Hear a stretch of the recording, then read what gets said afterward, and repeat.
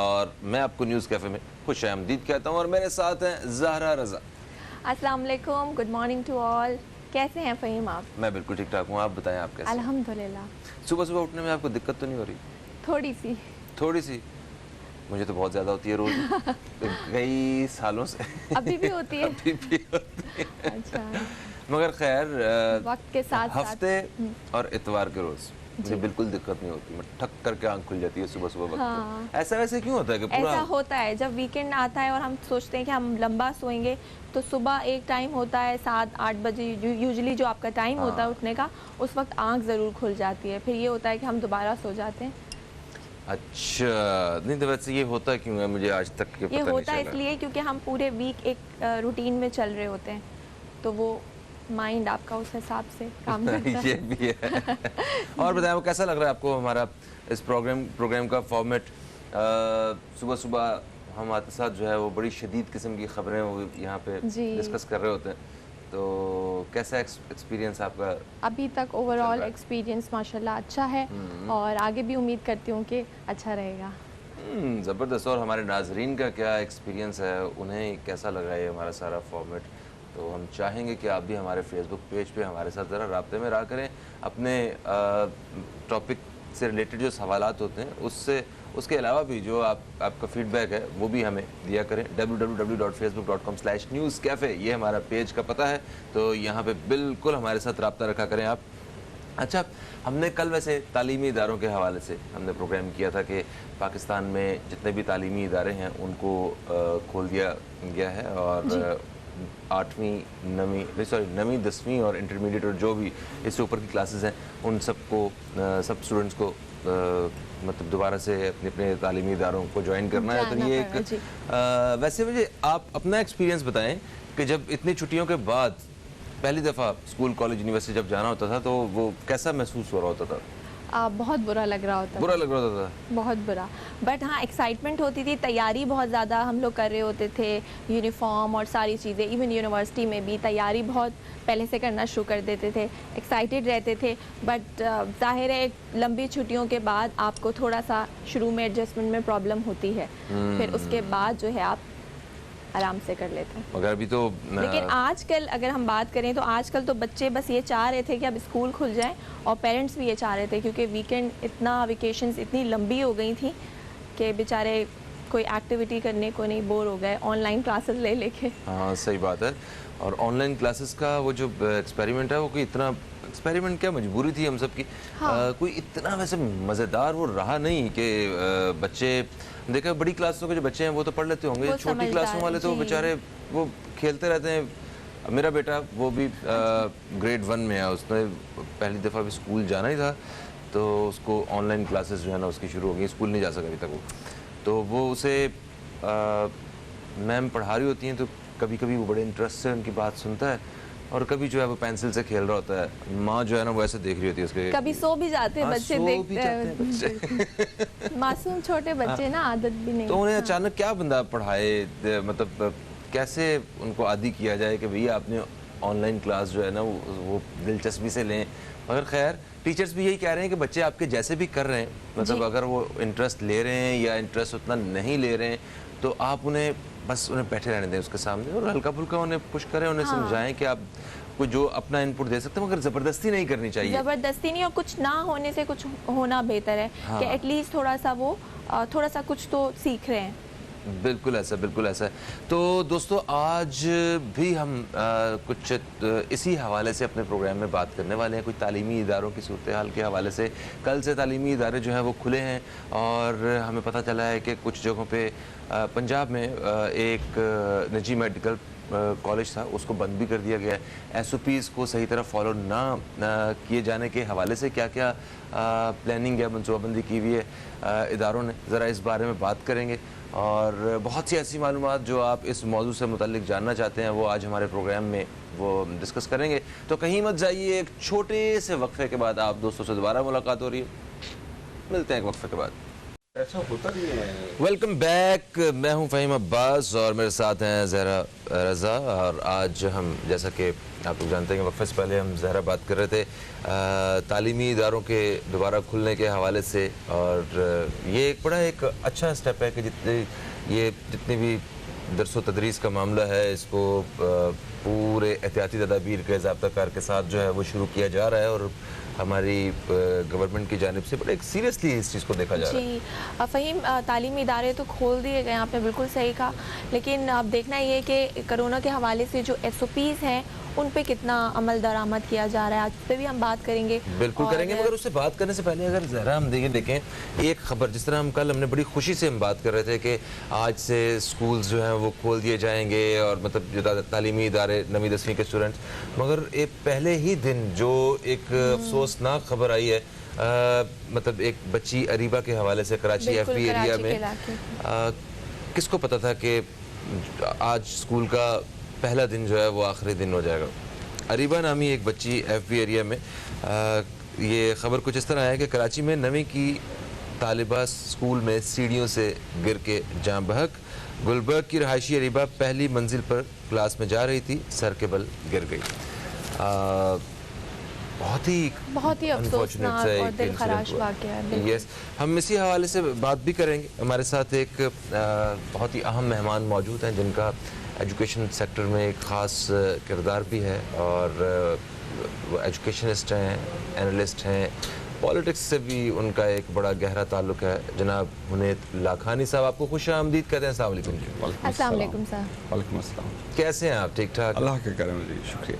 माशाल्लाह। मैं आपसे पूछना, इतनी फ्रेशनेस का राज क्या है आपके बस इस मुल्क में, इस शहर में फ्रेशनेस मुश्किल ही है। जिसकी आंखें देखती हैं, जिसके कान सुनते हैं, वो फ्रेश कैसे रह सकता है ये मुझे पता नहीं है। खैर, आज हम एजुकेशन के सेक्टर पे बात कर रहे हैं, तो हम अभी बात करें तो कल वो जो एक बच्ची 9वीं क्लास की, इसमें किसकी लापरवाही आपको नज़र आती है? गफलत माँ बाप की, बच्ची की? सबसे पहले तो उनके वालिदैन के लिए, उनके लिए दुआ करता हूँ कि अल्लाह उनको सब्र दे। बच्चा जो है, खुदा न खास्ता उस पर कोई खराश भी आ जाए तो माँ बाप को ज़्यादा तकलीफ़ होती है। और ये बड़ी अनफॉर्चुनेट सा एक्सीडेंट है। समझ में नहीं आता कि इस उम्र में बच्चा सीढ़ी से स्लिप हो जाए, और वो भी कोई ज़्यादा ऊंची जगह से नहीं, फर्स्ट फ्लोर से, और उसमें जो है ऐसी चोट आए कि बच ना सके। सो कोताही तो है कहीं ना कहीं।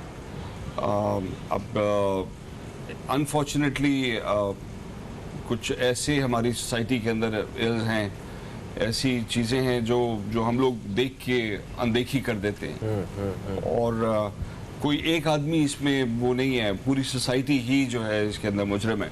जी बिल्कुल। हम लोग ऐसे वाक़यात को जो है वो उस पर इन्वेस्टिगेट नहीं करते, उसका फ्यूचर में उसको रिजॉल्व करने के लिए कोई तदबीर नहीं लेते। जी बिल्कुल, आपने सही कहा सर। और इसके हवाले से जो वज़ीर तालीम है, उन्होंने 2 रुकनी कमेटी भी तश्कील दे दी है, अब इन्वेस्टिगेशन हो रही है। लेकिन यहाँ मैं आपसे पूछना चाहूँगी, कहा जा रहा है कि बच्ची को शायद सांस की तकलीफ़ थी, और स्पेशली गवर्नमेंट की तरफ से हिदायत जारी की थी वो बच्चे जिनको सांस का कोई प्रॉब्लम है वो स्कूल ना आए मास्क, क्योंकि जब आप मास्क पहनते हैं तो आपकी वो प्रॉपर आपको वेंटिलेशन, ऑक्सीजन लेवल कम हो जाता है। तो ऐसे पेरेंट्स जो कि हमें देख रहे हैं और उनके बच्चों को एस्थमा या कोई और सांस की तकलीफ़ है, वो लोग क्या एहतियात करें इस हवाले से? देखिए, एक तो शुक्र है अल्लाह का, कोरोना में काफ़ी कमी आई है, लेकिन ख़त्म नहीं हुआ है, बल्कि रिसेंटली दोबारा थोड़ा बहुत ऊपर गया है। और यूजुअली जहाँ जहाँ स्कूल्स खुले हैं वहाँ पे कोरोना और ज़्यादा बढ़ा है। सो हमारे यहाँ भी थोड़ा बहुत इंक्रीज़ होगा नंबर्स में, क्योंकि जितनी भी कोशिश कर लें स्कूल्स में बहुत मुश्किल है कि डिस्टेंस मेंटेन करें, बच्चों के ऊपर कंटिन्यूसली मॉनिटरिंग की जाए।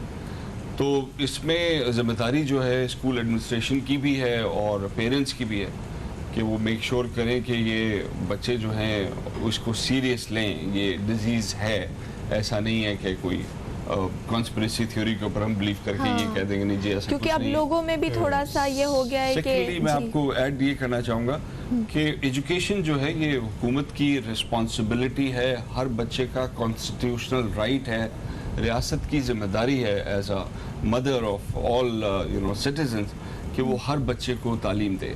अब हाल ये है शहर में कि पब्लिक स्कूल में तो कोई जाता नहीं है, इस लायक ही नहीं रहे वो कि वहाँ पे पढ़ सकें। जितने स्कूल्स हैं वो प्राइवेट स्कूल्स जो हैं वो बंगलों के अंदर बने हुए हैं, क्योंकि हमारी मास्टर डेवलपमेंट में मुख्तस नहीं की गई जगह जो प्राइवेट सेक्टर को दी जा सकें और वहाँ पर्पस बिल्ड फैसिलिटीज बने। अब देखिए, एक बंगला कोई अगर बनाता है तो वो 10 या 12 लोगों की फैमिली के रहने का होता है। वहाँ पे बेडरूम्स को चेंज करके उसी इंफ्रास्ट्रक्चर में 200, 300 बच्चे जब पढ़ रहे होते हैं तो ये आसान नहीं है कि वहाँ पे ये सोशल डिस्टेंसिंग और इस तरह की वबा के अंदर उसको मैनेज करके चलाया जा सके। जी। खाली मास्क नहीं, और भी बहुत सारी चीज़ें हैं जो हमने डिस्टेंसिंग मैनेज करनी है। अच्छा सर, अभी एक वक्फे का वक्त है, हम वक्फे की तरफ बढ़ रहे हैं, मगर मास्क के हवाले से ज़रा भी बात कर रही थी कि उस बच्ची को शायद सांस का प्रॉब्लम था। अगर SOPs के साथ अगर हम कोई मिलती जुलती अगर बात देखें तो मुझे ऐसा लगता है कि ज़्यादा देर तक मास्क पहनना भी मुनासिब नहीं है। हम छोटे छोटे बच्चों को 8-8 घंटे 6-6 घंटे जो है मास्क पहनाना, उससे वैसे भी एक सफोकेशन सी जो है वो क्रिएट हो सकती है। हम एक वक्फे की तरफ बढ़ रहे हैं, वापस आते हैं तो ज़रा इस हवाले से बात करते हैं कि इसको किस तरह हम, मतलब क्योंकि इसके साथ हमने रहना है और इसके बगैर गुजारा भी नहीं है, और किस तरह हम ज़रा अच्छे अंदाज से इन सारी चीज़ों को देख सकते हैं। एक वक्फे के बाद दोस्तों आपसे दोबारा मुलाकात हो रही है, कहीं मत जाइए, अब तक देखते रहिए न्यूज़ कैफ़े, देखते रहिए।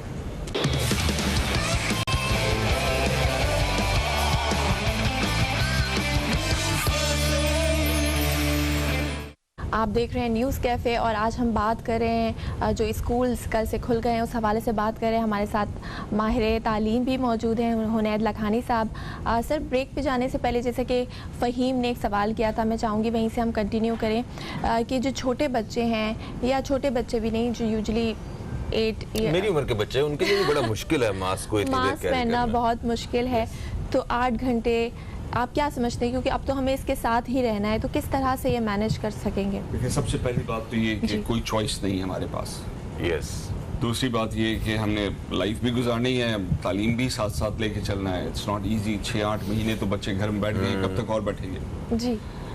तीसरी चीज़ ये है कि अब जब स्कूल स्टार्ट कर ही रहे हैं हम लोग और इंफ्रास्ट्रक्चर भी नहीं है हमारे पास, तो हमने उसको किस तरीके से कम बच्चों की क्लास के अंदर मेक श्योर करना है कि सारे बच्चों को हम जो है वो पढ़ा लें। तो उसमें ऑनलाइन एजुकेशन बड़ा रोल प्ले करेगी। ब्लेंडेड लर्निंग का मॉडल हमने लाना होगा ताकि बच्चे बेशक 15 घंटे के बजाय अब 7 घंटे दे रहे हों, 30 की क्लास के बजाय 10 की क्लास हो रही हो, तो उसके अंदर भी उनके पास उतना ही काम हो, रीडिंग का, लर्निंग का, कंटेंट मौजूद हो ऑनलाइन, ताकि वो उतना टाइम घर पे जाके लगा दें। शुरू में तो बहुत डिफिकल्टी आई क्योंकि बच्चों को आता नहीं था, टीचर्स को आता नहीं था जी। लेकिन अब मौका है कि इस वक्त सीख रहे हैं के अंदर लोग सीख लें। अच्छा, इसी तरह एक मैं बात ऐड कर दूं अरीबा के मामले में।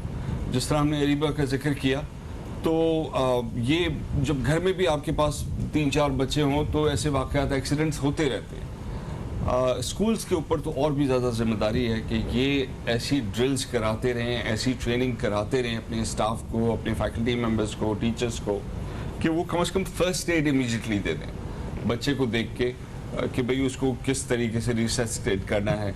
वो ट्रेनिंग को बहुत लंबा काम नहीं, 10-15 दिन की ट्रेनिंग है, और ये एजुकेशन डिपार्टमेंट का काम है कि वो मेक श्योर करे तमाम स्कूल्स के जो टीचर्स हैं, प्राइवेट स्कूल के, हमारे यहाँ जो टीचर्स हैं उनको एज सच टीचिंग की क्वालिफिकेशन या उसकी ट्रेनिंग नहीं दी जाती।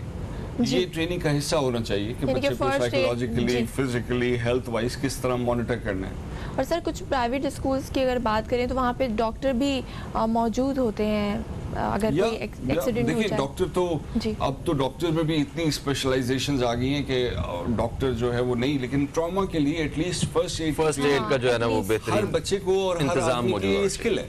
जी। तो ये अच्छा बचपन में सिखा दें तो कोई हर्ज नहीं है। exactly. और वाकयात होते हैं, कभी जलजला आ सकता है, कभी फायर का इशू हो सकता है, तो ये ड्रिल्स होनी चाहिए कि किस तरीके से निकलना है, नीचे आना है, कहाँ पे खड़ा होना है। ये कंटिन्यूस। तो क्या ये ड्रिल्स नहीं होती हैं स्कूल्स कॉलेजेस में? तो मैंने कहीं पे भी नहीं देखी, कहीं पे भी नहीं होती। बहुत कम। और इसके जो डिपार्टमेंट्स भी हैं जिनका ये काम है कि ड्रिल्स कराएं, फायर वाले होते हैं, इमरजेंसी ट्रॉमा सेंटर वाले होते हैं जो एक कॉल करें वो पहुंच जाते हैं वहाँ पे।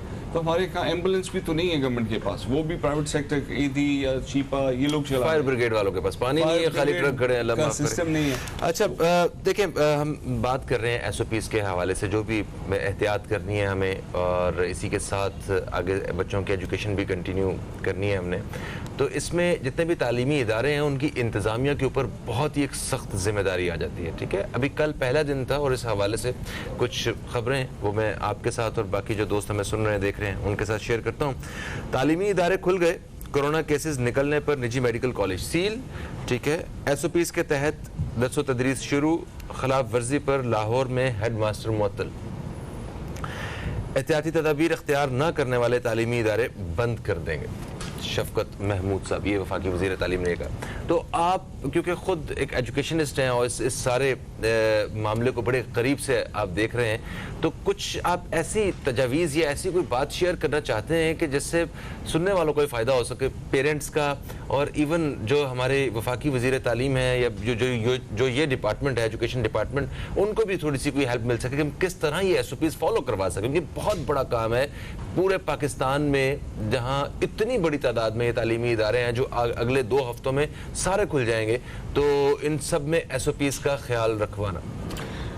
देखिए फ़हीम, ये मसला जो है ये खाली गवर्नमेंट डिपार्टमेंट का नहीं है। उन्होंने बहुत अच्छी बात की कि बंद कर दिए जाएंगे। ये जिम्मेदारी अब स्कूल एडमिनिस्ट्रेशन के ऊपर आ गई है कि वो मेक श्योर करें कि ये मैसेज जो है ये बच्चों तक जाए कि इसके ऊपर कॉम्प्रोमाइज़ नहीं होगा।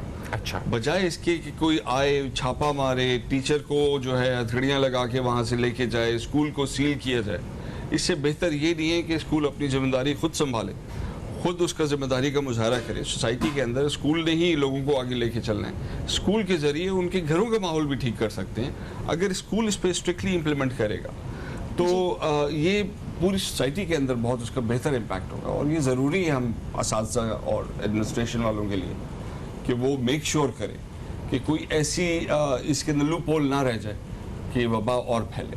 तो कुछ स्कूल्स वगैरह तो फॉलो कर लेंगे, सॉरी सर, कुछ स्कूल्स वगैरह तो फॉलो कर लेंगे, मतलब जो बाकायदा इस पॉइंट ऑफ व्यू से सोचते हैं, मतलब जहाँ पे ऐसा कोई रुझान नहीं था, वहाँ पे कोई क्या ट्रेनिंग देनी चाहिए थी पहले इन्हें स्कूल्स वालों को, या किस तरह ये सारा कुछ कंटिन्यू होगा, ये कुछ मेरी समझ में नहीं आ रहा है। जरा एक वक्फा भी आ गया सर, ये देखें सर, ये हमारा बुनियादी हक है वक्फा, ऐसे ही एक वक्फे के बाद आप दोस्तों से दोबारा मुलाकात हो रही, कहीं मत जाइए, अब तक देखते रहिए न्यूज़ कैफे, देखते रहिए।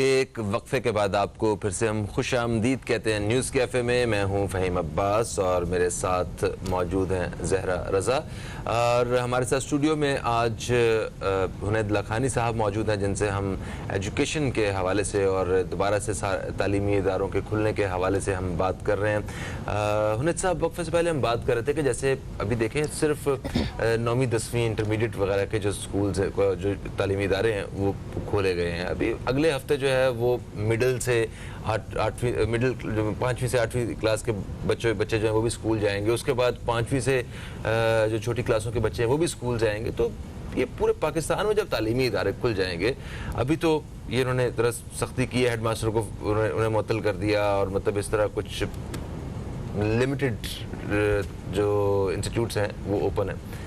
जब पूरे पाकिस्तान में तालीमी इदारे खुल जाएंगे तो फिर इन पर नज़र रखना भी तो बहुत बड़ा काम होगा। क्या इतना बड़ा सिस्टम और नेटवर्क मौजूद है हमारे इस बोर्ड के पास, कैसे मुमकिन होगा सारा कुछ? आपकी बात ठीक है, लेकिन एज अ सोसाइटी हमें जो है इट बी ईजियर, हुकूमत जो है वो लॉकडाउन करके सबको नहीं इम्प्लीमेंट कर सकती, इन्हीं अपने इदारों को यूज़ करते हुए लोगों को ये समझा सकती है कि आपने अपने आप को बचाना है। और ये इशू गवर्नमेंट का खाली नहीं है, ये हम सब लोगों का, सोसाइटी का इशू है। हम सब ने एक दूसरे को समझाना है, पब्लिकली छींकना नहीं है, पब्लिकली खांसना नहीं है, पब्लिकली जो है वो बगैर मास्क के करीब नहीं जाना, हाथ नहीं मिलाना, और वो कंटिन्यू करना है, इस साल पूरा कंटिन्यू करना होगा। अभी तो फ्लू का सीजन आ जाएगा, उसमें और भी ज़्यादा मुश्किल हो जाएगा असेस करना कि ये कोरोना का मरीज़ है या फ्लू का मरीज़ है। सो ये पार्ट ऑफ लाइफ है, हमें इसके साथ रहना सीखना होगा। और हम सबको मिलके जो है काम करना होगा इसके लिए। हाँ, हर बंदे को। और जो मास्क की बात है वो उसके लिए मैं कह रहा था, इसको इंटरटेनिंग करना होगा, बच्चों को खुद मास्क बनाना सिखाना होगा ताकि वो और खुशी से पहने। और मास्क बनाना कोई, असल में मास्क खरीदना ज्यादा एक्सपेंसिव है for most of the parents इन पाकिस्तान। 20 रुपए बच्चों की खर्ची नहीं होती, 20 रुपए का मास्क कैसे लेंगे? सो ये स्कूलों को करना होगा कि आप अपनी पढ़ाई के अंदर ये चीजों को डाल दें इंटरटेनिंग वे में, कि वो अपना समझ के अपनी बनाई हुई चीज पहन रहे हैं, कलरफुल मास्क या कलर्स उसमें ऐड कर दें। बिल्कुल। एक चीज और इसमें ज़रा मुझे ऐड करना चाहता हूँ मैं मास्क के हवाले से, कहीं हम यहाँ से और आगे अपने डिस्कशन को ले जाएं। मुझे कल ही पता चला कि किसी एक स्कूल ने अपने मास्क प्रिंट करवाए हैं। पहला मास्क वो खुद दे रहे हैं और बाकी अगली दफ़ा मास्क की कीमत 50 रुपये होगी। तो अब देखें कि ये नोटबुक्स और जहाँ एक पेंसिल का जो है ना वो भी मौका नहीं जाने देते स्कूल्स वाले, तो यहाँ पे अब ये भी एक कमाई का रास्ता शुरू हो गया। तो मेरा इस हवाले से भी मेरा ख्याल है कि कुछ ये तो बहुत अच्छा किया कि उन्होंने मास्क प्रिंट किया, बच्चे प्राइड फील करेंगे। 3 गुना 5 गुना ज्यादा कीमत। बात पूरी नहीं की मैंने, ये उनको फ्री देना चाहिए बच्चों को। अगर इतना अच्छा काम कर रहे हैं तो उसको थोड़ा एक स्टेप और आगे जाएं और तमाम बच्चों को मेक श्योर करेंगे उनको फ्री मिले। अगर चार्ज भी करना है तो सब्सिडाइज करें इसको। इस वक्त तो हमने लोगों को आदत बनानी है। और कुछ गवर्नमेंट प्राइवेट स्कूल्स ने तो फीस भी 10% इंक्रीज कर दी है कि हम कोरोना की जो SOPs है उनको फॉलो करने के लिए हमें एक्स्ट्रा बजट जो है वो चाहिए होगा। इस हवाले से क्या कहेंगे आप? देखिए, अनफॉर्चुनेटली यही हमारा जो माशी हालत है, जो इन्फ्लेशन है, उसमें ये चीज़ तो बिल्कुल नागुज़ीर है। जहाँ एक क्लास में एक टीचर के लिए 30 बच्चे पैसे दे रहे थे, अब उसी क्लास में अगर 10 बच्चे होंगे तो कॉस्ट तो उनकी बढ़ जाएगी बहुत ज्यादा। हफ्ते में 5 दिन तो कम नहीं हो रहा, ना बिजली के बिल कम हो रहे हैं, ना बाकी चीजें। सो आई एम श्योर वो एडजस्टमेंट तो करनी पड़ेगी, बट हम सब ने एक दूसरे का ख्याल करना है। ये ऐसा वक्त है कि जो 100 साल में एक बार आता है और ये आया है, थोड़े दिनों की बात है, निकल जाएंगे। इसके अंदर प्रॉफिटेरिंग जो है ये नहीं करना चाहिए। सही। और फ़हीम, एक और बात कि कल हमने देखा कि स्कूल खुले हैं और कुछ तलबा और तालिबात ने तो बाकायदा एहतजाज किया है कि क्लासेस ऑनलाइन हुई हैं तो उनके पेपर्स भी ऑनलाइन होने चाहिए, और कुछ तलबा का कहना है कि उनको बगैर एग्ज़ाम के ही प्रमोट कर दिया जाए। देखिए, जहाँ तक ऑनलाइन पेपर्स की बात है तो ये पॉसिबल है, प्रोजेक्ट बेस भी हो सकता है, पार्टिसिपेशन के ऊपर भी मार्क्स दिए जा सकते हैं, उनके अपने और बहुत सारे तरीके हैं, क्विज़ेस लेके ऑनलाइन किया जा सकता है और यही करना होगा। लेकिन बगैर इम्तहान के बच्चों को डॉक्टर बना देंगे तो ये नेशन का नुकसान है। बगैर इम्तहान के इंजीनियर बना देंगे तो हमें यही कहीं ना कहीं बिल्डिंगें गिर रही होंगी। वैसे भी बिल्डिंगें गिर रही होती हैं शहर में हर जगह, आवे का आवा ही बिगड़ा हुआ है। लेकिन ये आइडिया समझ नहीं आ रहा है कि प्रोजेक्ट्स के साथ उनको मार्किंग की जा सके, ये पॉसिबल नहीं है। अच्छा, अभी देखें जैसे ये लॉकडाउन हुआ और जो कोरोना वायरस ने जो तबाही मचाई है हर शोबे में आके, तो उसमें जहाँ एजुकेशन सेक्टर पे बच्चों की तालीम मुतासिर हुई, प्राइवेट स्कूल्स और दूसरे जितने भी प्राइवेट तालीमी इदारे जो थे ये सारे डिस्टर्ब हुए, इनका फाइनेंशियल सारा सिस्टम, टीचर्स की नौकरियाँ भी गई हैं बहुत सारी। ठीक है, तो अभी दोबारा से ये स्कूल्स वगैरह स्कूल कॉलेज शुरू हुए हैं, तो क्या उनकी नौकरियां बहाल हुई हैं? नहीं, अभी तो सिर्फ हायर सेकेंडरी जो है स्टार्ट हुआ है, फिर सेकेंडरी होगा, फिर प्राइमरी होगा, फिर दोबारा बंद होंगे, फिर दोबारा स्टार्ट होंगे। सो ये सिलसिला अभी चलेगा। इसमें हम जितना ज़्यादा जिम्मेदारी का मुजाहरा करेंगे उतना जल्दी हम रिवाइव कर जाएंगे इकनॉमिकली। लेकिन ये बात ठीक है कि बहुत ज़्यादा स्कूल्स जो हैं जिनको मैं जानता हूँ उन्होंने बंद कर दिए हैं, क्योंकि उनको किराए में लोगों ने जो है वो नहीं दिया कोई स्पेस, तो किराया भी चल रहा था, सैलरीज भी देनी थी, ट्यूशन फीस भी बच्चों की नहीं आ रही थी। तो बहुत सारे स्कूल जिनको मैं पर्सनली जानता हूँ बंद हुए। मेरे ख्याल में if I am not wrong तो शायद 30% स्कूल्स बंद हो जाएंगे। तो वो गैप जो है कौन फिल करेगा, और दोबारा से वो स्कूल स्टार्ट करना, दोबारा से इन्वेस्ट करना बहुत लंबा काम। तो जो कौमों के मेहमान हुआ करते हैं, ठीक है, तो उनके साथ ऐसा होना, वो बेचारे रोज़गार के बगैर बैठे हुए हैं, घर बैठे हुए हैं, तो उनके बारे में थोड़ा सा मेरा ख्याल है हुकूमत को या वैसे इस पूरे सेक्टर को जो है ना सोचना चाहिए, देखना चाहिए। देखिए, इसका रिपल इफेक्ट होता है। जब एक आदमी जो है स्कूल बंद करता है तो वो टीचर जो है फिर वो बेकरी में खर्चा कम करता है, तो बेकरी वाला जो है वो अपने स्टाफ को निकालता है और फिर वो उसी तरह आटा मैदा कम खरीदता है, अंडे कम खरीदता है, तो ओवरऑल इसका इकोनॉमिक इम्पैक्ट जो है वो 50 का मल्टीपल होता है। सो इकोनॉमिक रिवाइवल के लिए जो हुकूमत ने इतना बड़ा 1200 अरब रुपए का पैकेज दिया, उसका मकसद ये था, और खाली पाकिस्तान ने नहीं, पूरी दुनिया के हर मुल्क ने बिलियंस ऑफ डॉलर्स का ये पैकेज दिया था ताकि लोगों को सैलरीज मिल जाएं और ये सारे काम हो जाए। तो वो चल रहा है अपनी जगह, इंशाल्लाह ठीक होगा। इंशाल्लाह हम अच्छे की उम्मीद रखते हैं और अच्छा गुमान करते हैं। इंशाल्लाह ताला जो है सब ठीक हो जाएगा। थैंक यू सो मच उनैद साहब, आप तशरीफ लाए। हमने इस हवाले से जो काफ़ी अच्छी जो मालूमात हैं वो आपसे हासिल की। दोस्तों, एक वक्फे का वक्त फिर से आन पहुंचा है। वक्फे के बाद जब हम वापस आएंगे तो हमारे साथ एक और मेहमान शख्सियत मौजूद होंगे जिनसे हम एक और मौजू के ऊपर बात करेंगे। कहीं मत जाइए, अब तक देखते रहिए न्यूज़ कैफ़े, देखते रहिए।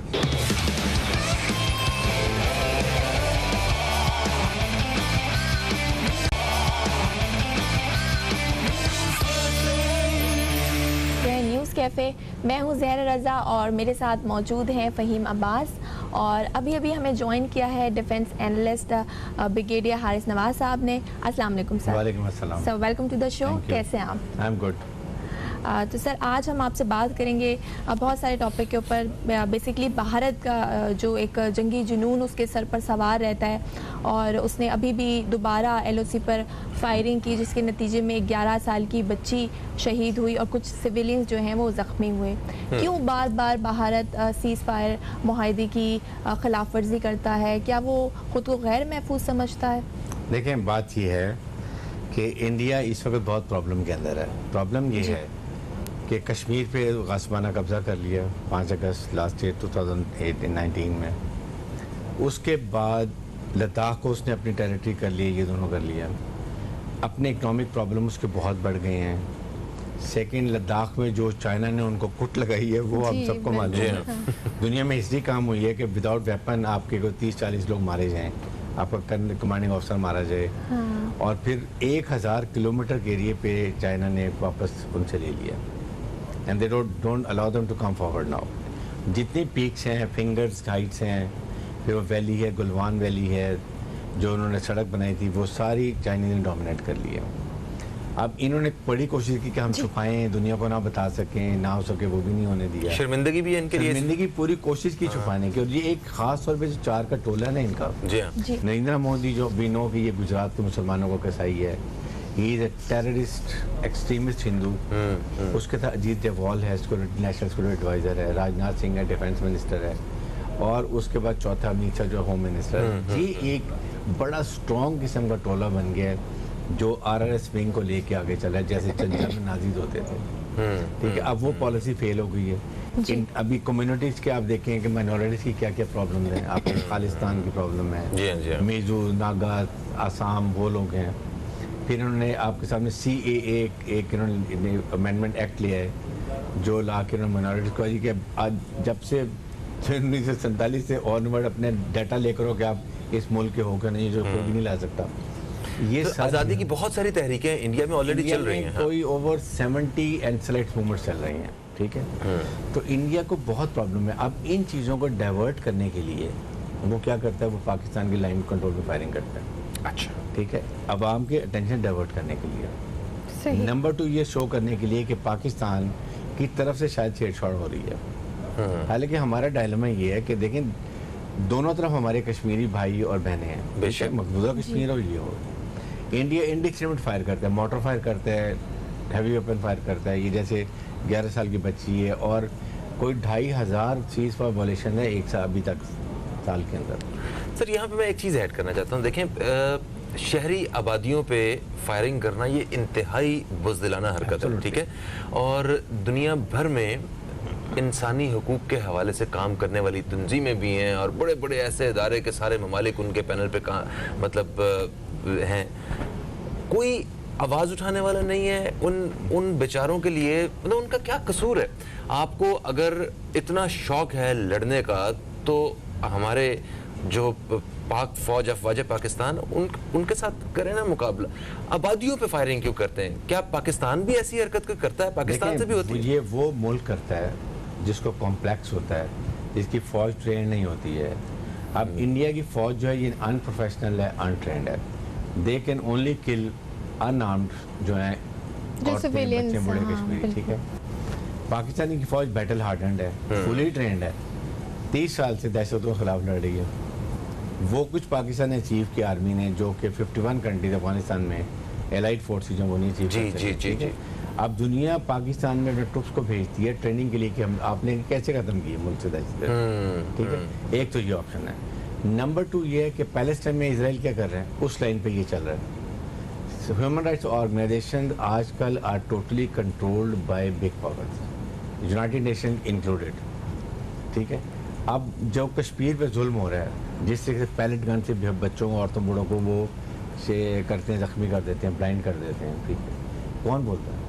दे डोंट लिसन, इसलिए कि वो उनको टेसिड अप्रूवल है इंडिया को अमेरिका की तरफ से डिज़ाइंस के हैं। डिज़ाइन ये है कि दे वांट अमेरिका इंडिया को एज ए प्रॉक्सी यूज़ कर रहा है कि आप पाकिस्तान का CPEC बनने में जितनी डिले कर सको करो। CPEC you understand what is? जी जी जी जी, China Pakistan economic corridor.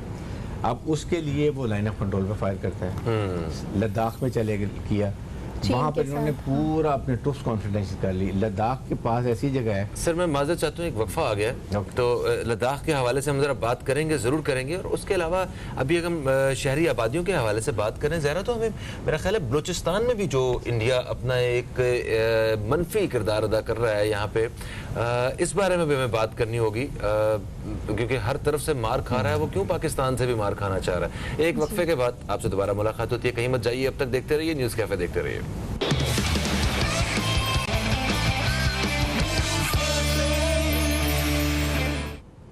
Welcome back after the break. बात कर रहे थे हम ब्रेक पे जाने से पहले भारत की, जो भारत के सर पे जंगी जुनून सवार रहता है। हमारे साथ मौजूद हैं डिफेंस एनालिस्ट। सर ब्रेक पे जाने से पहले हम बात कर रहे थे, जो भारत में शहरी आबादियों को टारगेट करता है, हमेशा सिविलियंस को टारगेट करता है। भारत की ऐसी कार्रवाइयाँ सरहद पर जारी रहती हैं, चाहे वो पाकिस्तान के साथ हो, लद्दाख का मामला हो, या फिर चीनी फौजियों के साथ झड़प हो। क्या क्यों करता है वो बात? देखिए, मैं जो बात कर रहा था वो बेसिकली हरासमेंट चाहता है, कश्मीर में हरासमेंट चाहता है, ताकि जो कश्मीर में जो मकबूजा कश्मीर में कश्मीरी हैं, दे आर प्रो पाकिस्तानीज, उनकी मोहब्बत पाकिस्तान से ये देखें कि वो जब शहीद होते हैं तो वो उन जो भी शहीद होता है उसको पाकिस्तान के झंडे में दफन करते हैं, ठीक है। तो दैट मीन्स कि पाकिस्तान जो है वो कश्मीर की आवाज़ है। ये इंडिया को प्रॉब्लम है और वो चाहता है कि पाकिस्तान लाइन ऑफ कंट्रोल में करे। उसने नहीं कहा कि मैं फ्लैग ऑपरेशन करूंगा, मैं सर्जिकल स्ट्राइक करूंगा। प्राइम मिनिस्टर ने दुनिया को वार्न किया है, because Kashmir is a nuclear flash point. सही। अगर कश्मीर में लड़ाई होती है, लड़ाई के डायनामिक्स होते हैं वो यू नेवर नो कहाँ एंड होते हैं। सही। स्टार्ट होगी लाइन ऑफ कंट्रोल से, फिर ये एक्सकेलेट करेगी, इंटरनेशनल बॉर्डर पर आएगी, आप मिसाइल फायर करेंगे, जहाज जाएंगे, बात बढ़ती जाएगी, and you never know where it ends. सही। अच्छा सर, अभी जैसे शहरी आबादियों पे फायरिंग के हवाले से ही हम बात कर रहे हैं, तो क्या इंटरनेशनल बॉर्डर्स पे दो कंट्रीज़ के बीच में ऐसा कोई एग्रीमेंट या कोई ऐसा इंटरनेशनल कोई लॉ होता होगा कि जिस पे इतनी आज़ादी से ऐसी फायर करना कोई मामूली बात है क्या? किसी दूसरे मुल्क में आपने फायरिंग कर दी, कुछ शहरी बेचारे अपने घर बैठी कोई औरत हांडी रोटी कर रही, गोली बजी, तो कोई तरीका तो नहीं है। लाइन ऑफ कंट्रोल पे ये फायरिंग चलती रहती है, because it is not a recognised border. और कोई आलमी अदालत इसके ऊपर एक्शन लेने वाली नहीं है। अदालत नहीं ले सकती, लेकिन यूनाइटेड नेशन ले सकती है, इसलिए कि यूनाइटेड नेशंस के मिलिट्री ऑब्जर्वर ग्रुप, जिसको हम कहते हैं यूनिमॉक, ठीक है, United nation military observer group, ये पूरे लाइन ऑफ कंट्रोल के ऊपर तैनात है कश्मीर पाकिस्तान के बॉर्डर के ऊपर। अच्छा, ठीक है। द इशू इज कि पाकिस्तान उनको अलाउ करता है कि आप जहाँ मर्जी जाएं, ठीक है, देखें कैसे जुल्म हो रहा है, कैसे फायर हो रहा है, सब कुछ। इंडियन दे डोंट अलाउ, इतने रोक हैं, यूनाइटेड नेशन ने भेजे हुए हैं, वो श्रीनगर से आगे उनको बॉर्डर पे नहीं आने देते जी, ताकि वो कोई रिपोर्टिंग ना करें। हाँ। और कोई दुनिया में उनको पूछता नहीं है, इसलिए कि बहुत बड़ा मुल्क है, तजारती अपने इंटरेस्ट है मुल्कों के। हाँ। सेकेंड, उनके साथ इंडिया को वो एज ए पुलिस मैन अपनी प्रॉक्सी यूज़ कर रहे हैं, अमेरिका CPEC के लिए चाइना के खिलाफ, और साउथ चाइना सी, अगर आपने नाम सुना हो, आजकल बड़ा वहाँ पर होता है। जो ये CPEC चाइना क्यों बनाना चाहता है, एक हमें थोड़ा सा ये क्लियर होना चाहिए। देखें जी, CPEC इसलिए बनाना चाहता है कि जो समुंदर का रूट है जिस पर सारी तजारत होती है, उस पे चाइना को अरेबियन सी से लेके चाइना के साहिल तक पहुंचने में 41 डेज लगते हैं ओ सामान, ठीक है। Okay. और दरमियान में साउथ चाइना सी के ऊपर बहुत बड़ा झगड़ा है, जिसमें वो वियतनाम है, फिलीपीन है, मलेशिया है, और अमेरिका को सपोर्ट करता है, वहाँ थ्रेट है उसको, ठीक है। अच्छा, कहाँ से गुजरता है? पहले आता है अरेबियन सी, हाँ, फिर आता है इंडियन ओशन, फिर आता है Malacca straits, then South China Sea, and then they reach to China. So रास्ते में हर जगह वो एक्सपोज है। मगर 41 दिन ये बहुत ज़्यादा 41 है। days, ठीक है। ऑन द कॉन्ट्री, जब सी पैक में स्टार्ट करते हैं काशकर से, वहाँ से गवादर पोर्ट पे आने के लिए by road Gilgit Baltistan, Balochistan and Gwadar 7 days and secure route Maryland. जबरदस्त। That is why they want to come. होगा क्या, Insecurity, हाँ। जब सी पैक बनता है जी। तो पाकिस्तान को बहुत बड़ा इकोनॉमिक जम मिलता है। पूरी जितनी मिडल ईस्ट को ऑयल आएगा, चाहे ये गवादर के थ्रू चाइना जाएगा, रास्ते में सारे वो इकोनॉमिक जोन बनाए गए हैं, ठीक है, इकोनॉमिक एक्टिविटी होगी। तो पाकिस्तान एक न्यूक्लियर मुल्क है, पाकिस्तान एक इस्लामिक मुल्क है, पाकिस्तान की फ़ौज बहुत मजबूत है। अगर पाकिस्तान इकोनॉमिक तरक्की करता है तो हम दुनिया की आंखों में आंखें डाल के जी। अपने मर्जी के फैसले कर सकते हैं। तो बेसिकली सर भारत जो है वो खुद को गैर महफूज समझता है, गैर महफूज भी समझता है, और वो पाकिस्तान को इकोनॉमिक तरक्की करता नहीं देखना चाहता। और सर मैं एससीओ समिट के हवाले से भी बात करना चाहूँगी। रिसेंटली जो अभी शंघाई कॉरपोरेशन तंजीम की जो नेशनल सिक्योरिटी एडवाइज़र्स का जो इजलास था, उसमें भी भारत ने एतराज़ किया, जो उनका पॉलिटिकल मैप पाकिस्तान ने अपना पेश किया, उस पर एतराज़ किया, और उनका जो एडवाइज़र हैं वो उन्होंने वॉकआउट भी किया। उस पर भी बात करेंगे, लेकिन मेरे ख्याल है अभी वक्त हुआ एक ब्रेक का। आपका ख्याल 100% दुरुस्त है, और हम एक वक्फे की तरफ बढ़ते हैं। एक वक्फे के बाद आपसे मुलाकात होती है, कहीं मत जाइए, अब तक देखते रहिए न्यूज़ कैफे, देखते रहिए।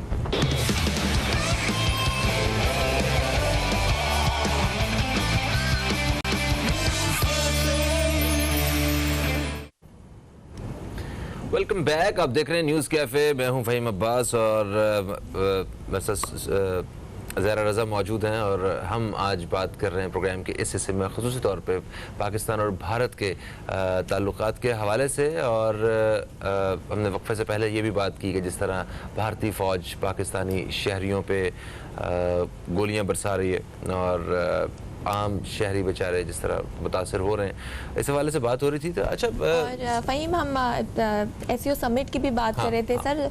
शंघाई कॉरपोरेशन तंजीम में जो नेशनल सिक्योरिटी एडवाइज़र का जो इजलास था, एक बार फिर भारत को उसमें शिकस्त का सामना करना पड़ा कि जब पाकिस्तान पे उन्होंने जो पाकिस्तान का नया पॉलिटिकल मैप है उस पर एतराज़ किया, और जो उनके एडवाइज़र थे, रिप्रेजेंटेटिव थे अजीत दोवाल साहब, वो भी वॉकआउट कर गए। उसके हवाले से देखें, बेसिकली पाकिस्तान ने ये अपना पॉलिटिकल मैप जो नया है ना जी, ये 5 अगस्त को इस साल पूरा हुआ, तो उसके बाद उन्होंने नशर किया, जिसमें पाकिस्तान ने जो एरिया को हम क्लेम करते हैं वो उनमें सारे डाल दिए। फॉर इंस्टेंस मकबूजा कश्मीर को डाला, नंबर 2 हैदराबाद को डाला, नंबर 3 उन्होंने जूनागढ़ को डाला, जो कि तकसीम हिंद के वक़्त ये पाकिस्तान में आने चाहिए, मुस्लिम मेजॉरिटी एरिया थे, लेकिन इंडिया ने ज़बरदस्ती अपने पास रखी है। ये इंडिया को बहुत तकलीफ है। यही बात जब पाकिस्तान ने नक्शा दिखाया वहाँ पर, हाँ। उस पे इन्होंने बड़ा, जो हमारे मुईद नेशनल सिक्योरिटी एडवाइज़र जी, तो अजीत डोवाल को बड़ी प्रॉब्लम हुई, उसने बड़ा एतराज़ किया कि ये नहीं है, लेकिन पाकिस्तान ने ये सारा क्लेम किया हुआ जो यूनाइटेड नेशन की चार्टर्ड के हिसाब से, इसलिए they did not accept India के एतराज़ को। जब एतराज़ को नहीं किया तो जाहिर से कॉन्फ्रेंस छोड़ के चले गए। ये लेकिन एससीओ ने पाकिस्तान के पाकिस्तान को सपोर्ट, हाँ, तो ये एक बहुत बड़ी हमारी डिप्लोमेटिक कामयाबी है। सही, दैट वाज द बेसिक। अच्छा, आप जिक्र कर रहे हैं कि इंडिया को तकलीफ जो है वो बहुत ज़्यादा होती है, और हर चीज़ से जो तकलीफ होती है उसकी तकलीफ के लिए हमारे पास कोई जो गोली है वो अभी हम फिलहाल उसे देना नहीं चाहते। तो बलूचिस्तान की अगर बात की जाए, हम गवादर की बात कर रहे थे, सी पैक की बात कर रहे थे, तो सी पैक को नाकाम बनाना ये उसका ख्वाब है जो इंशाल्लाह कभी पूरा नहीं इंडिया का नहीं बल्कि और मुल्कों का और ममालिक का भी है। तो बलूचिस्तान में भी जो इस वक्त मामलात हैं वो उसमें पाकिस्तान जो है वो बड़ा एक मुकाबला कर रहा है उनके साथ भी। इस तरह पाकिस्तान आर्मी पे हमले करना, लोगों का बिक जाना, और पाकिस्तान के ख़िलाफ़ जो है वो बयान देना है ऐसी। तो इस सारे सिचुएशन के बारे में आप क्या कहते हैं कि ये हालात किस तरफ जा रहे हैं? देखें, इट्स वेरी सिंपल। इशू ये है कि इंडिया की इन्वॉल्वमेंट अफ़गानिस्तान में काफ़ी रही है, डेवलपमेंट भी की है, इंडिया की सपोर्ट भी की है। अमेरिका भी चाहता था कि इंडिया के वहाँ पर ज़्यादा अपने पाँव जमा ले, क्योंकि जब इंडिया वहाँ पर आता है, उनकी रॉ की और NDS है, इंडिया ये अफ़गानिस्तान की इंटेलिजेंस है, इन दोनों का नेक्सस है आपस में। अच्छा, ये वहाँ से तहरीक तालिबान पाकिस्तान सारा जो है हेडक्वार्टर इनका वो है जलालाबाद में है, ठीक है, अफ़गानिस्तान में, कुनार में, बल्कि वहाँ पर ये उनको ट्रेन करते हैं, उनको फंडिंग देते हैं, उनको पैसा देते हैं, और वो कहते हैं जो पाकिस्तान में जाके बलूचिस्तान में अनरेस्ट पैदा कर। अफगानिस्तान का हमने क्या बिगाड़ा है? हम तो उसे भाई कहते हैं, मुसलमान भाई, पड़ोसी, पता नहीं क्या क्या, उनके हमने मिलियन से ज्यादा जो है वो मुहाजिरों को अपने मुल्क में जगह दी है। हमारे पास खुद खाने को नहीं था, हमने उनको जगह दी, उनको मतलब आज वो यहाँ पे अच्छा खासा काम कर रहे हैं। कईयों ने तो पता नहीं नेशनलिटीज भी ले ली, शनाख्ती कार्ड भी बनवा ली है। ये है कि American they don't want stable Pakistan. अच्छा, ठीक है, पाकिस्तान स्टेबल होगा, बलूचिस्तान स्टेबल होगा, सीपैक टाइम पे बन जाएगा, सीपैक टाइम पे बनेगा, पाकिस्तान इकनॉमिक तरक्की करेगा, इकनॉमिक तरक्की करेगा तो हम अकड़ के बैठेंगे जी, हम अपने फैसले खुद करेंगे, हम IM वर्ल्ड की डिक्टेशन तो नहीं फिर लेंगे, उनसे लोन तो नहीं लेंगे, ठीक है, this is the issue one. अच्छा, गुलबचन यादव जब पकड़ा गया, जी जी, उसने ओपनली कहा, टीवी के ऊपर आगे कहा कि मुझे टास्क ये थी कि बलूचिस्तान में अनरेस्ट, बलूचिस्तान की सेपरेटिस्ट मूवमेंट को अपने सपोर्ट करना है, और बलूचिस्तान में जितना भी आप वहाँ पर दहशतगर्दी कर सकते हो करो, ठीक है। इसीलिए अफगानिस्तान, ये जो पाकिस्तान में बलूचिस्तान धमाके होते हैं, जितना बलूचिस्तान अनस्टेबल होगा उतना ही सीपैक डिले होगा। जब कॉन्वाइज आने हैं, अगर रूट सिक्योर नहीं है तो वो फिर डिले हो जाएगा। इसीलिए पाकिस्तान आर्मी ने पूरा एक एंटी टेररिस्ट डिवीजन रेज किया, सीपैक की प्रोटेक्शन के लिए। इतना इम्पोर्टेंट हमारे तो लिए। सर इंडिया जो है वो ये भी पूरे जो खत्ते की बात करें और जो इंडिया इस तरह की कार्रवाइयाँ करता है तो इससे खत्ते में भी इनस्टेबिलिटी हो सकती है, वो चाहता है। इसलिए देखें, इंडिया चाहता था पाकिस्तान को आइसोलेट करना। सही है। इंडिया की हेजमोनिक डिज़ाइन है कि मैं इस रीजन में थानेदार बनूंगा, Pakistan is only stumbling block, ठीक है। इंडिया ने पाकिस्तान को पूरे आइसोलेट करने की कोशिश की, हुआ क्या? ऑन द कॉन्ट्ररी, ये अल्लाह की तरफ से इंडिया आइसोलेट हो गया। ईरान ने इनको छोड़ दिया, बांग्लादेश ने इनको छोड़ दिया, नेपाल और भूटान जो इनके टोटल डिपेंडेंट लैंडलॉक्ड कंट्री है अफगानिस्तान की तरह, जिनके साथ उनको समुंदर नहीं लगता, जी जी, तो वो सारा उनकी रसद जो है वो इंडिया से जाती है, जैसे अफगानिस्तान को सारी रसद पाकिस्तान से जाती है, ठीक है। अफगान ट्रांजिट का एक कानून है इस तरीके से वो, लेकिन उन्होंने, अब चाइना ने उधर को सपोर्ट कर दिया। चाइना ने कहा हम आपको सारी सप्लाई देंगे, तो भूटान भी निकल गया, नेपाल भी निकल गया, श्रीलंका भी निकल गया, अफगानिस्तान ये निकल गया, ईरान निकल गया, बांग्लादेश निकल गया। Who is with India? No one. सबसे पाकिस्तान के ताल्लुकात अच्छे हो गए। तो एक तो पाकिस्तान को ये फ़ायदा हो गया। नंबर 2 कि बलूचिस्तान को हर चीज़ वहाँ पर, बलूचिस्तान अगर खुदा न खास्ता जिस तरीके से वो सपोर्ट कर रहे हैं सेपरेटिस्ट मूवमेंट्स को, 1-2% है टोटल, बाकी सब बलोची लॉयल है। 1-2% वो जिनको सपोर्ट की जाती है ये इंडिया की तरफ से, रॉ की तरफ से, जिनको फंडिंग करते हैं। तो ये काली भेड़ें जिस तरह पाकिस्तान आर्मी काम कर रही है, मेरा ख्याल है कि बहुत जल्द अभी सरेंडर कर रहे हैं, they getting down from mountain, they very less, और वो भी अनकरीब आप देखेंगे तकरीबन ख़त्म हो चुकी है। वहाँ पाकिस्तान भी इसी तरीके कर रहा है क्योंकि वो डेवलपमेंट कर रहे हैं। हाँ, आप वहाँ पर कैडेट्स कॉलेज बना रहे हैं रिमोट एरियाज के अंदर, उरमाड़ा में जो कैडेट कॉलेज, उरमाड़ा भी, और आगे उससे आगे भी बन रहा है। बिल्कुल। तो जहाँ जहाँ बना रहे हैं, अब जहाँ कैंट बन रहे हैं, कैडेट कॉलेज बन रहे हैं, हॉस्पिटल बन रहे हैं, इंडस्ट्री लग रही है, जॉब मिलेंगी तो ऑटोमेटिकली लोग, इकोनॉमिक एक्टिविटी लोग नीचे उतर आएंगे। एग्जैक्टली। और हमें याद है कि जब वहाँ पे रोड वगैरह बन रहे थे तो वो गोलियां चलाई जाती थी, रोका जाता था कि गोलियां, मतलब कि रोड्स ना बन सके, डेवलपमेंट ना हो सके। तो इस तरह की सूरत हाल में पाकिस्तान आर्मी का एक बहुत बड़ा रोल है कि आज जो वहाँ पे जो भी काम हो रहा है, मुस्तकबिल बहुत रोशन है बलूचिस्तान का। मुझे लगता है बहुत सारे लोग यहाँ से वो कहेंगे हम बलूचिस्तान मूव हो रहे हैं, यहाँ से जाएंगे पाकिस्तानी, देखिएगा जो बन रहा है। Yes exactly. एक वक्फा आ गया जनाब, फिर से वक्फे के बाद आपकी खिदमत में हाजिर होते हैं। कहीं मत जाइए दोस्तों, अब तक देखते रहिए न्यूज़ कैफे, देखते रहिए।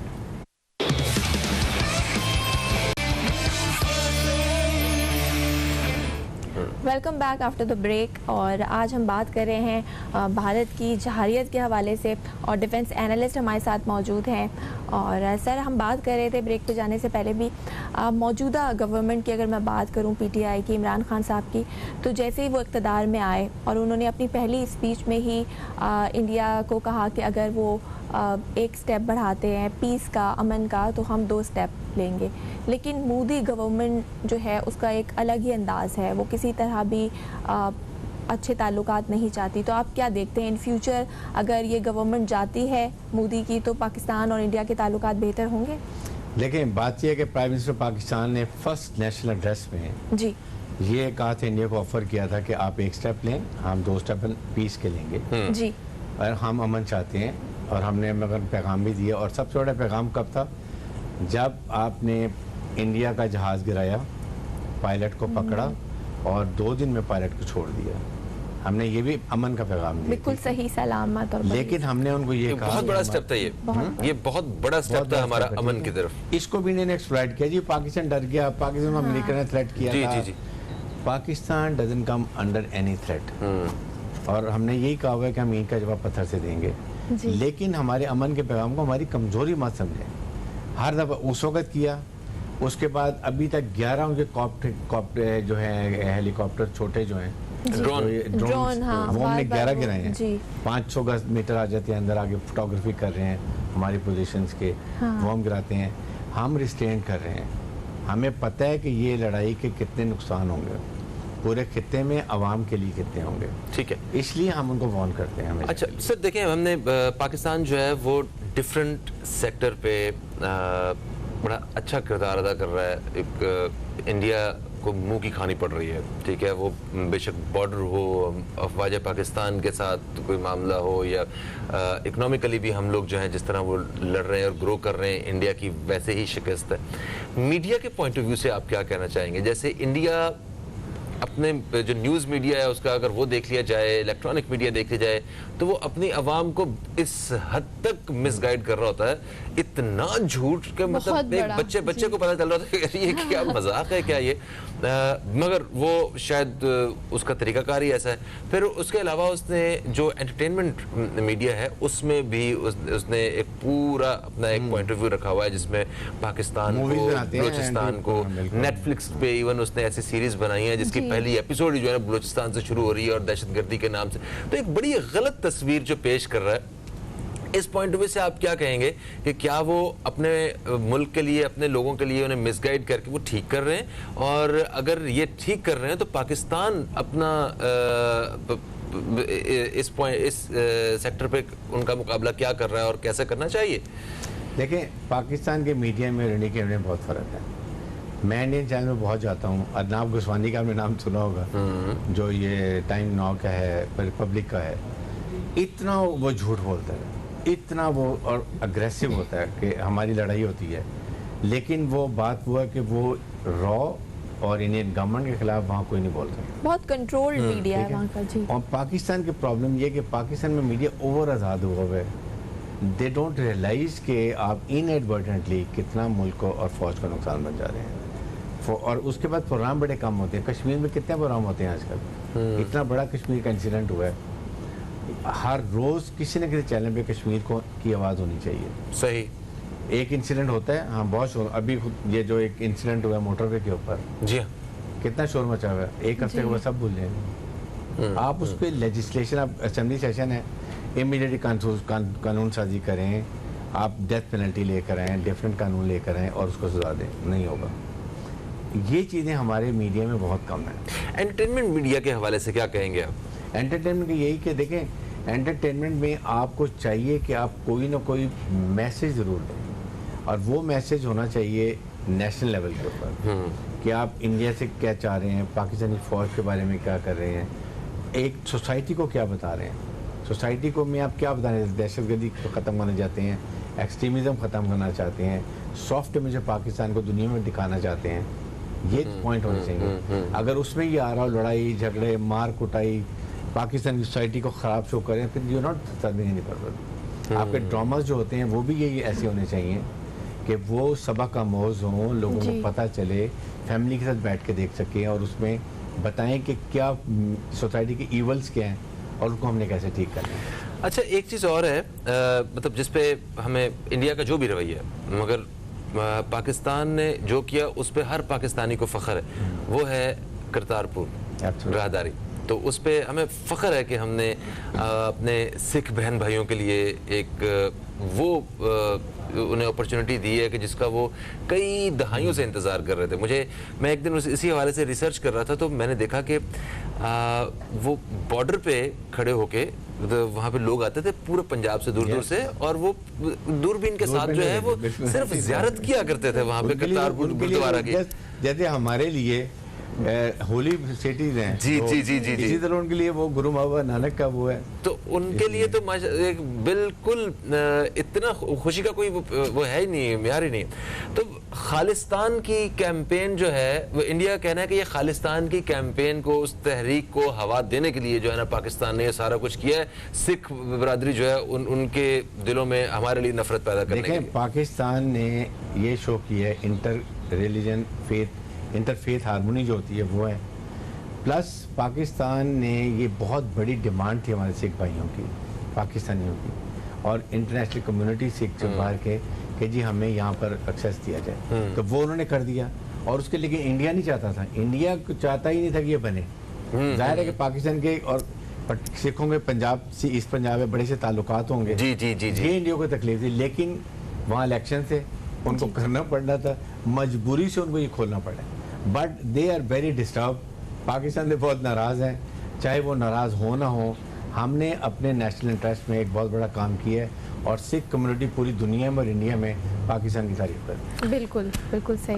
Thank you so much sir, आप तशरीफ लाए। हमने इस हवाले से बड़ी अहम जो मालूमात हैं वो इस प्रोग्राम के ज़रिए अपने दोस्तों तक पहुँचाई, और यकीनन हमें भी बहुत सारा फ़ायदा हुआ। Thank you so much again. दोस्तों, प्रोग्राम का वक्त अपने अख्ताम की तरफ आ गया है। फ़हीम अब्बास को, ज़हरा रज़ा को, न्यूज़ कैफ़े टीम को दें इजाज़त। आप दोस्तों से इंशाअल्लाह कल के रोज़ फिर मुलाकात होगी। कल तक के लिए खुदा हाफिज़। पाकिस्तान जिंदाबाद।